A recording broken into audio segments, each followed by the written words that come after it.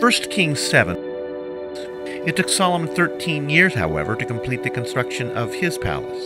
He built the palace of the forest of Lebanon, 100 cubits long, 50 wide, and 30 high, with 4 rows of cedar columns supporting trimmed cedar beams. It was roofed with cedar above the beams that rested on the columns, 45 beams, 15 to a row. Its windows were placed high in sets of 3 facing each other. All the doorways had rectangular frames. They were in the front part in sets of 3 facing each other. He made a colonnade, 50 cubits high and 30 wide. In front of it was a portico. In front of that were pillars and an overhanging roof.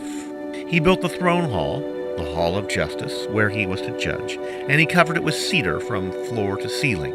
And the palace in which he was to live, set further back, was similar in design.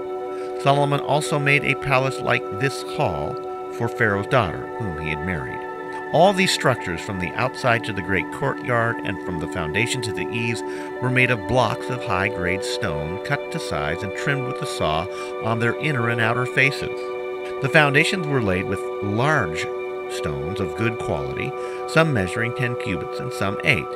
Above were high-grade stones cut to size and cedar beams.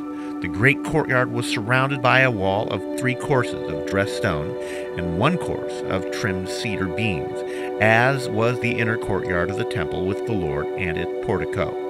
King Solomon sent to Tyre and brought Huram, whose mother was a widow from the tribe of Naphtali, and whose father was a man of Tyre and a craftsman in bronze. Huram was highly skilled and experienced in all kinds of bronze work. He came to King Solomon and did all the work assigned to him. He cast 2 bronze pillars, each 18 cubits high and 12 cubits around by line.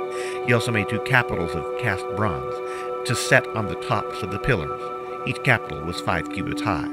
A network of interwoven chains festooned the capitals on top of the pillars, 7 for each capital.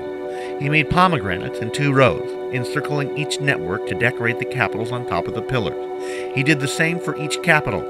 The capitals on top of the pillars in the portico were in the shape of lilies, 4 cubits high. On the capitals of both pillars, above the bowl, next to the network, were 200 pomegranates in rows all around. He erected the pillars at the portico of the temple. The pillar to the south he named Jachin, and one to the north Boaz. The capitals on top were in the shape of lilies, and so the work on the pillars was completed.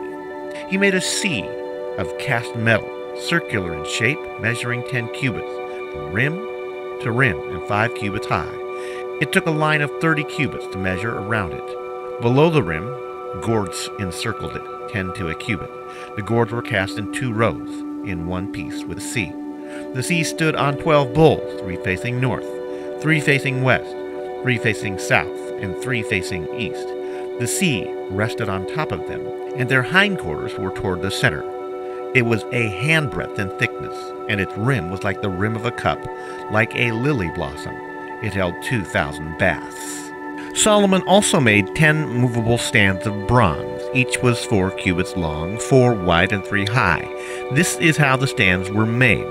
They had side panels attached to uprights. On the panels between the uprights were lions, bulls, and cherubim, and on the uprights as well. Above and below the lions and bulls were wreaths of hammered work. Each stand had 4 bronze wheels with bronze axles, and each had a basin resting on 4 supports, cast with wreaths on each side. On the inside of the stand there was an opening that had a circular frame 1 cubit deep. This opening was round, and with its basement it measured 1.5 cubits. Around its opening there was engraving. The panels of the stands were square, not round. The 4 wheels were under the panels, and the axles of the wheels were attached to the stand. The diameter of each wheel was 1.5 cubits. The wheels were made like chariot wheels. The axles, rims, spokes, and hubs were all of cast metal.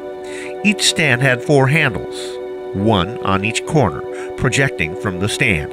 At the top of the stand there was a circular band 0.5 cubit deep. The supports and panels were attached to the top of the stand. He engraved cherubim, lions, and palm trees on the surfaces of the supports and on the panels in every available space with the wreaths all around. This is the way he made the 10 stands. They were all cast in the same molds and were identical in size and shape. Then he made 10 bronze basins, each holding 40 baths and measuring 4 cubits across, 1 basin to go on each of the 10 stands. He placed 5 of the stands on the north side of the temple and 5 on the south. He placed the sea on the south side at the southeast corner of the temple. He also made the basins and shovels and sprinkling bowls. So Huram finished all the work he had undertaken for King Solomon in the temple of the Lord. The 2 pillars, the 2 bowl-shaped capitals on top of the pillars, the 2 sets of network decorating the 2 bowl-shaped capitals on top of the pillars, the 400 pomegranates for the 2 sets of network, 2 rows of pomegranates for each network, decorating the bowl-shaped capitals on top of the pillars, the 10 stands with their basins, the sea and the 12 bowls under it, the pots, shovels, and sprinkling bowls. All these objects that Huram made for King Solomon for the temple of the Lord were of burnished bronze. The king had them cast in clay molds in the plain of the Jordan between Succoth and Zarethan. Solomon left all these things unweighed because there were so many of them. The weight of the bronze was not determined. Solomon also made all the furnishings that were in the Lord's temple, the golden altar, the golden table on which was the bread of the presence, the lampstands of pure gold, 5 on the right and 5 on the left in front of the inner sanctuary, the gold floral work and lamps and tongs, the pure gold basins, wick trimmers and sprinkling bowls, dishes and censers, and the gold sockets for the doors of the innermost room, the most holy place, and also for the doors of the main hall of the temple.